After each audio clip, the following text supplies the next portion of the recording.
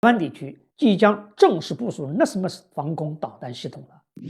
据台湾地区台北时报日前援引台湾防务部门的话报道称，从美国订购的 NASAMS 防空系统即将部署于台北松山区和台北淡水区。去年10月份，美国宣布对台军售3套 NASAMS， 总造价超过10亿美元。这些货即将在今年年底到货。NASAMS 全称国家先进地对空防空导弹系统，由挪威与美国联合研制。整套系统由地面车辆拖曳的发射器、雷达和控制中心等组成。导弹由雷神公司的 AMRAAM-120 空导弹升级而来，系统最多可以对120公里范围内的60个目标进行监控，拦截射程达到50公里。NASAMS最早在美国投入部署，在2005年就被确定为保卫美国白宫与国会大厦周边空域的主要防空导弹系统。在挪威也有部署，并且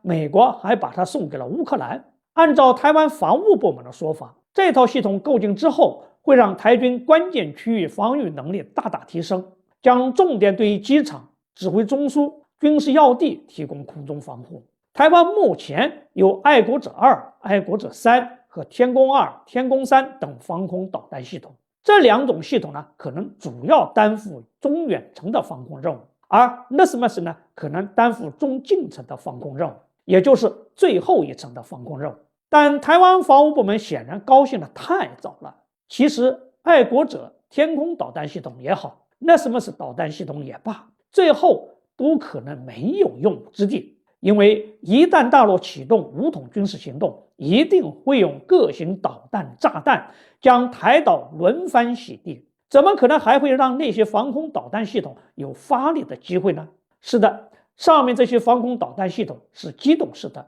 可以隐藏起来，但不能总是隐藏着不使用吧。解放军可能已经悉数掌握台军9套爱国者导弹系统、12套天弓导弹系统的具体的部署地点。新进的这3套 NASAMS 导弹系统同样也会被精确定位。就算导弹发射车藏得很深，那系统的雷达总要开机暴露在光天化日之下吧。所以只要 NASAMS 导弹系统的任何部分出了藏身之地，那第一时间就会被解放军各种侦察监视系统发现，从而立即被摧毁。所以花大价钱从美国购进的这套导弹系统，包括先前购进的爱国者导弹系统，它们的最大作用也就是给民进党当局装班门面、壮胆子而已，到战时都将成为废铜烂铁。好，这个话题就聊到这儿，欢迎大家继续关注王一飞评论，下一期再见。